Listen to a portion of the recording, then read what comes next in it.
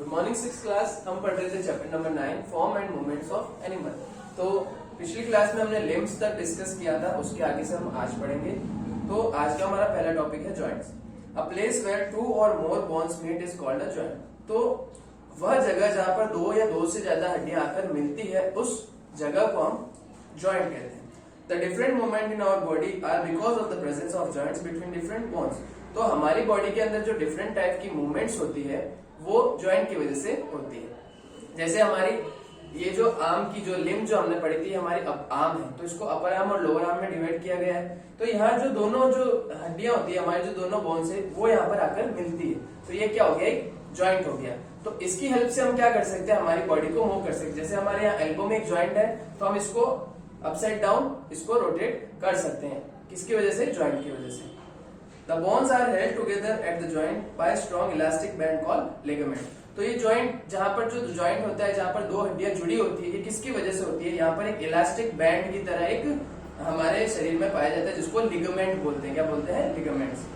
The part of the body, the part of the bone that join with the other bone is covered with a flexible tissue known as cartilage। तो जहां पर दो जो bones मिलती है जिस joint पर, तो वो जॉइंट जो होता है एक फ्लेक्सिबल टिश्यू से जो होता है कवर होता है, उस टिश्यू को हम बोलते हैं cartilage. Cartilage prevent the bones from rubbing against each other. Cartilage क्या करता है, दोनों जो हड्डियां होती है उनको आपस में रगड़ने से रोकता है। उन दोनों के बीच में एक टिश्यू होता है। It acts like a cushion between the two bones at the joint. तो वह किसकी तरह काम करता है, कुशन की तरह, एक तकिए की तरह काम करता है दोनों बोन्स के बीच में। You can feel it in your upper part of the ear and front part of nose। तो हमारे नोज का जो फ्रंट पार्ट होता है, यहाँ पर हम इसको फील करते हैं। हम अपने कान के अंदर इस कार्टिलेज को फील कर सकते हैं। These parts are not as hard as bone and can be bent। तो ये हड्डी की तरह हार्ड नहीं होते, यानी सख्त नहीं होते, इनको हम बेंड कर सकते हैं। Joints in human body can be divided into three main categories based on their ability to allow movement। तो हमारी ह्यूमन बॉडी में जो जॉइंट्स होते हैं उनको हम तीन पार्ट्स के अंदर डिवाइड कर सकते हैं। पहला है इमूवेबल और फिक्स जॉइंट। वो जॉइंट जो इमूवेबल होते हैं, यानी मूव नहीं कर सकते, वो अपनी जगह पर फिक्स होते हैं। ये कौन से होते हैं, तो ये होते हैं this joint do not allow any movement. तो जब हम समझ चुके हैं कि वो जॉइंट जो कि कोई भी मूवमेंट को अलाउ नहीं करते। This joint are present in skull. ये कहां पर होते हैं, हमारी स्कल के अंदर, खोपड़ी के अंदर ये प्रेजेंट होते हैं। स्लाइटली मूवेबल जॉइंट्स, वो जॉइंट्स जो कि हल्के से मूव होते हैं।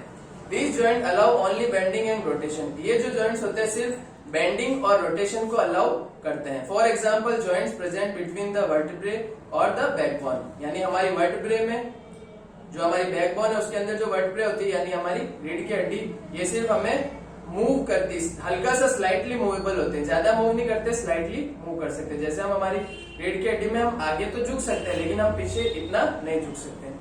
फिर होता है फ्रीली मूवेबल जॉइंट, जो किसी भी डायरेक्शन में आराम से मूव हो सकते हैं। This joint allow movement in all the direction. There are 4 types of freely movable joints. तो इन जॉइंट्स के अंदर जो होती है मूवमेंट सभी डायरेक्शन के अंदर अलाउ होती है, यानी हम हर डायरेक्शन में इन जॉइंट्स को घुमा सकते हैं।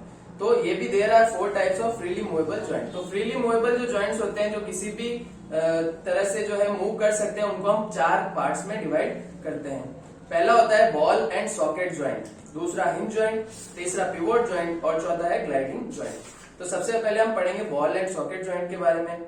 इन ball and socket joint one end of a bone which is rounded and ball like fits into a cup like cavity of the other bone.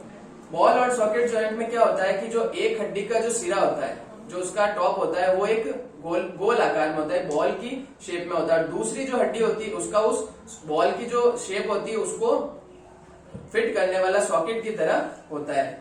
तो this joint provides movement in any direction. For example joint between upper arm and the shoulder, the thigh and the hip. तो इस joint के अंदर क्या होता है कि ये किसी भी मूवमेंट के अंदर, किसी भी डायरेक्शन के अंदर मूवमेंट कर सकता है। जैसे कि हमारी अपर आर्म और शोल्डर, जो हमारी अपर आर्म और जो शोल्डर है, इसका जो मूवमेंट है, इसका जो यहाँ पर जॉइंट है, वो बॉल एंड सॉकेट वाला जॉइंट होता है। तो हमारी जो अपर आर्म की जो हड्डी जहां पर खत्म होती है, वहां पर बॉल बनी हुई है और इधर सॉकेट है, तो इसको हम किसी भी डायरेक्शन में मूव कर सकते हैं, हमारे शोल्डर को। फिर आता है hinge joint. This joint move like a hinge in one place only. Hinge किसे बोलते हैं, हमारे दरवाजे का जो यहाँ पर आता है ना टुकड़ा, जिससे हम उसको खोल सकते हैं, जहां पर वो फिट होता है, उसको हम हिंज बोलते हैं। Just like the hinge of a door, door का जो हिंज होता है उसको। For example the elbow, the finger and the knee. और रिस्ट है डबल हिंज जॉइंट। तो हिंज जॉइंट में क्या होता है, आप उसको एक ही तरह से मूव कर सकते हो। जैसे दरवाजा होता है, या तो दरवाजा अंदर खुलेगा या बाहर की तरफ। ऐसा कोई दरवाजा जिसमें डबल हिंज होते हैं वो दोनों तरफ खुलते हैं, लेकिन जिसमें सिंगल हिंज होता है वो दरवाजे सिर्फ या तो अंदर की तरफ खुलते हैं या बाहर की तरफ। उसी तरह से जैसे हिंज जॉइंट हमारी एल्बो में होता है, हमारी एल्बो जो है ऊपर की तरफ तो मूव कर सकती, लेकिन इसको हम यहाँ से नीचे की तरफ मूव नहीं कर सकते। तो ये एक हिंज जॉइंट का एग्जाम्पल है। तीसरा होता है pivot joint. In this joint one bone rotate over a pivot like end of the other bone. For example neck joint, a joint between skull and first vertebrae. तो इसके अंदर क्या होता है, एक बोन जो होती है वो रोटेट करती है दूसरी बोन के ऊपर। जैसे हमारी नेक जॉइंट है, यहाँ पर एक, यहाँ पर नेक जॉइंट इससे जुड़ी हुई है, किससे, हमारी वर्टेब्रे से। हमारी जो क्या नाम, ये बैकबोन होती है, इसके टॉप के हिस्से से हमारी नेक की जुड़ी हुई है। तो हमारी जो नेक है ये मूव करती है, लेकिन वर्टेब्रे मूव नहीं करती। तो this joint allow the movement in many place such as up and down the side and all other planes. तो इससे हम अप डाउन और साइड में मूव कर सकते हैं। फिर है gliding joint. This joint allow one limited movement. इसके अंदर सिर्फ कुछ लिमिटेड मूवमेंट ही अलाउ होते हैं। In this movement two bone slide over each other. इसके ऊपर क्या होता है, एक बोन जो होती है दूसरी बोन के ऊपर स्लाइड होती है। For example this movement can be seen in the back bone. ये हम हमारी रीढ़ की हड्डी के अंदर देख सकते हैं। Wrist and ankle which have flat surface that can move slide against each other. तो इसके अंदर जो बोन्स होती है वो एक दूसरे के ऊपर स्लाइड होती है। फिर है how do bones move. Bones जो है वो मूवमेंट कैसे करती है। तो the bone joint and muscle all work in a team to bring out a movement in the body. The bones alone can not cause a movement. तो bone joint और muscle सारी मिलकर जो है टीम के रूप में काम करती है, तभी बॉडी के अंदर मूवमेंट होती है। सिर्फ जो बोन्स है वो बॉडी के अंदर मूवमेंट नहीं कर सकती।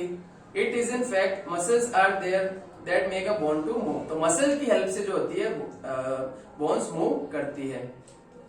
Muscle work in pair to produce movement. This is because they can actually pull the bones but can not push them. तो मसल जो होती है वो पैर के अंदर वर्क करती है, जिससे कि मूवमेंट पैदा होता है, और वो बोन्स को पुल कर सकती है, पुश नहीं कर सकती। मसल जो है बोन को पुल करती है, खींचने का काम करती है, पुश नहीं करती है। One muscle contract to pull the bone in one direction and another contract to pull the bone in opposite direction। तो सिर्फ पुल कर सकती है, इधर की जो मसल होगी वो इधर की तरफ खींचेगी, और अपोजिट साइड की मसल उसको अपोजिट डायरेक्शन में खींचती है। ठीक है। For example when you raise your arm the bicep muscle contract, on lowering down the arm the tricep muscle contract. जब हम अपने हाथ को ऊपर उठाते हैं तो हमारी जो बाइसेप की मसल होती है वो कॉन्ट्रैक्ट होती है, वो सिकुड़ती है, और जब हम अपने हाथ को नीचे की तरफ ले जाते हैं जो हमारी ट्राइसेप मसल होती है वो कॉन्ट्रैक्ट करती है। तो इस तरह से जो है बाइसेप ट्राइसेप ये मिलकर हमारे आर्म को मूवमेंट करने में हेल्प करते हैं। ठीक है। फिर है एक्सरे।